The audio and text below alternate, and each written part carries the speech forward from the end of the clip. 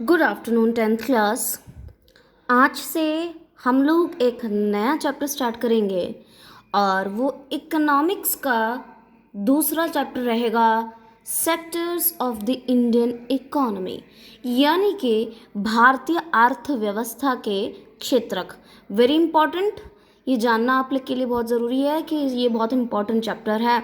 Okay, बहुत ध्यान से पढ़ेंगे इस चैप्टर को। तो सेक्टर्स ऑफ इकोनॉमिक एक्टिविटीज़, ये आर्थिक कार्यों के क्षेत्र क्या है। देखो, अगर आप हमारी इकोनॉमी को देखेंगे तो बहुत सारे तरह के काम होते हैं। If you look at your text book, आप देखोगे कि इसमें बहुत सारे पिक्चर्स दिए हुए हैं। एक यहाँ पे देखो, खेती कर रहे हैं कुछ लोग, यहाँ पे कपड़ों का काम जो है, एक लेडी जो है कपड़ा बेच रही है। इफ़ यू लुक यहाँ पे ये जो है साइकिल से कुछ सामान ले रही है, वो सामान ले रहे हैं और वो दे रहे हैं। एंड यहाँ पे मजदूर हैं, कूली की फ़ोटो है। यहाँ पे अगेन यहाँ पे लोग खेती कर रहे हैं। यहाँ पे कुछ ब्रिक्स का काम चल रहा है फर्स्ट इसमें, देख रहे हो। तो how do you divide it, इन सभी सेक्टर्स को इंडिविजुअली तो पढ़ा नहीं जा सकता। तो इसलिए for easy study of economy we can group economic activities into different group.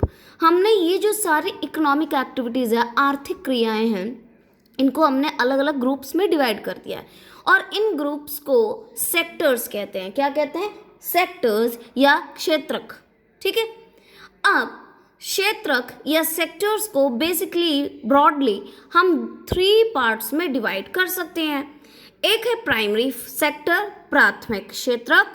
दूसरा है सेकेंडरी सेक्टर, द्वितीय क्षेत्रक। और तीसरा है टर्शरी सेक्टर, तृतीय क्षेत्रक। ओके, सो हम देखते हैं ये तीनों क्षेत्रों के बारे में, ये तीनों सेक्टर्स के बारे में ज़रा पढ़ते हैं। नेक्स्ट है, फर्स्ट है हमारा primary sector. What is primary sector, यानी प्राथमिक क्षेत्र क्या है? When we produce goods by exploiting natural resources, एक ऐसी एक्टिविटी, एक ऐसा कार्य जिसमें हम कोई नेचुरल चीज़ प्रोड्यूस कर रहे हैं, नेचर की चीज़ आ रही है, उसको हम कहते हैं प्राइमरी सेक्टर। जैसे एग्रीकल्चर हो गया, आप खेती कर रहे हैं, नेचुरली राइस आप उगा रहे हो, नेचुरली आपको उत्पादन में क्या मिल रहा है? राइस मिल रहा है या फिर वीट मिल रहा है। तो प्रोडक्ट क्या है यहाँ पे? राइस, वीट, ये क्या है? नेचुरल चीज़ें हैं। Yes, they are natural. तो ये प्राइमरी सेक्टर में आ गए। Again dairy products, for example आप एनिमल्स को रियर कर रहे हो, किसके लिए? दूध के लिए। तो आपने दूध निकाला, तो आपका प्रोडक्ट क्या है? किस प्रोडक्ट के लिए आप कर रहे हो काम? दूध के लिए। दूध क्या है? इस इज अ मैन मेड और अ नेचुरल थिंग। दूध नेचुरल है, प्राकृतिक है, इसलिए डेयरी भी एग्रीकल्चरल प्राइमरी सेक्टर में आ गया। अगेन माइनिंग, आप माइनिंग किस लिए करते हो? आपको क्या प्रोडक्ट चाहिए होता है? आपको मिनरल्स चाहिए होता है। मिनरल्स क्या है? इंसान ने बनाया या नेचुरल है? वो नेचुरल है, तो ये भी प्राइमरी सेक्टर में आता है। Examples. Again secondary sectors covers the activities in which natural products are changed into useful thing through manufacturing. Again, suppose आप प्राइमरी सेक्टर में कॉटन की खेती कर रहे हो, राइट? आपको उसमें से कॉटन मिला, कॉटन को आप थ्रेड में करोगे, थ्रेड में से अगेन आपको वो यूज़, आप एज अ कॉटन तो यूज़ नहीं कर सकते, आपको उसको एक फिनिश्ड प्रोडक्ट बनाना पड़ेगा, तब जाके उससे कपड़े बनेंगे और तब वो आप यूज़ कर पाएंगे, है ना? तो ये सेकेंडरी सेक्टर क्या हो गया? Manufacturing sector. जितने भी नेचुरल प्रोडक्ट्स जो हमें प्राइमरी सेक्टर से मिल रहा है, उस चीज़ में हम इंडस्ट्री में लेके जाके उससे एक यूज़फुल थिंग बनाते हैं, ज़रूरत की चीज़ बनाते हैं, मैन्युफैक्चर करते हैं। इसको हम मैन्युफैक्चरिंग, इनमें सारी मैन्युफैक्चरिंग आती है। इसको हम कहते हैं क्या? सेकेंडरी सेक्टर, यानी द्वितीय क्षेत्र। फॉर एग्जांपल बिस्कुट की कंपनी है, वो बिस्कुट बना रही है, लेकिन नेचुरल चीज़, फ्लोर यूज़ हो रहा है, शुगर यूज़ हो रहा है, सब नेचुरल चीज़ है, तो बिस्कुट क्या है? Secondary sector.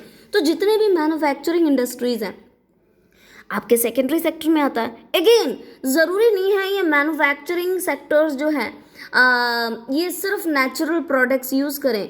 कई बार ये सिंथेटिक प्रोडक्ट्स या मैन मेड प्रोडक्ट्स भी बनाने के लिए यूज़ करते हैं। फॉर एग्जांपल फर्नीचर या चेयर्स, प्लास्टिक के चेयर बनाने की कंपनी है, तो प्लास्टिक तो मैन मेड होता है ना? वो तो नेचुरल नहीं होता, तो वो भी मैन्युफैक्चरिंग इंडस्ट्रीज़ में आता है।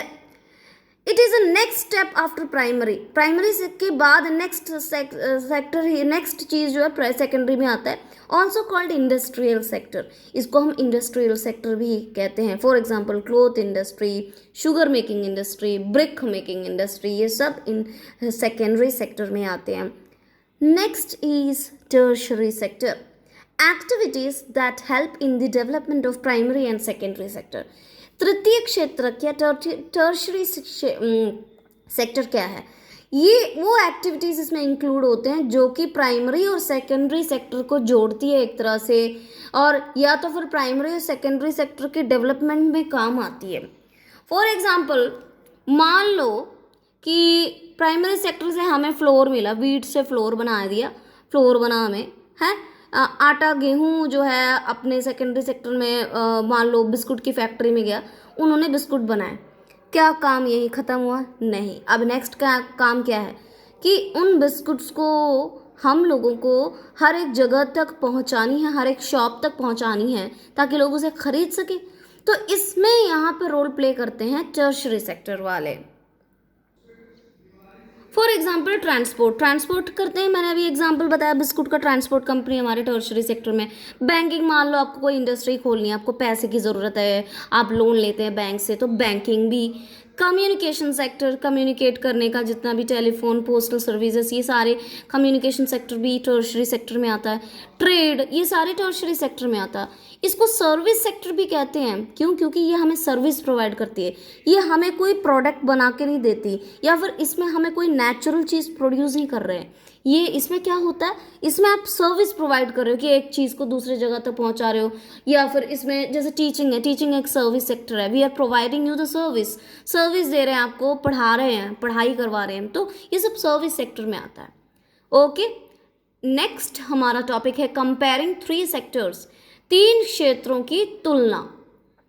देखो इस दोनों को कैसे कंपेयर करेंगे, तीनों में कौन सा ज़्यादा बेटर है या कौन सा ज़्यादा इम्पोर्टेंट लगता है। One way of comparing sectors are that we values the final goods and services.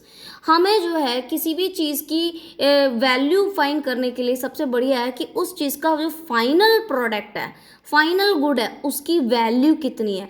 अंतिम वस्तुओं और सेवाओं की गणना, कि आप फाइनली देखो कि क्या है, because it includes value of all intermediate good, क्योंकि इंटरमीडिएट गुड्स में सारे के सबके वैल्यू आते हैं। फॉर एग्जांपल, अगर आप बिस्कुट का एक पैकेट ले लेते हैं, तो मान लो कि बिस्कुट की फैक्ट्री ने किसान से गेहूं इतने रुपए में लिया, 10 रुपए में लिया, तो उसको बनाने उसने उसको लेकर आने में, ट्रांसपोर्ट करने में उसको 5 रुपए लगे, राइट। और उसके बाद उसको लेबर चार्ज, जो वहाँ पे फैक्ट्रीज में लोग काम भी कर रहे होंगे, उनकी तनख्वाह भी जाएगी, तो सर्विस का भी तो वैल्यू है, वो दे उसका वैल्यू ऐड ऑन करके पता चला कि एक पैकेट 20 रुपए का पड़ रहा है, तो 20 रुपए एज अ कस्टमर उसको वो बेच रहे हैं, तो उसमें सारे वैल्यूज ऐड हो जाते हैं कि उसमें रॉ मटेरियल के खर्चा कितना था, ट्रांसपोर्टेशन कितना था, लेबर चार्ज कितना था, ये सारे वैल्यू इंक्लूड हो गए।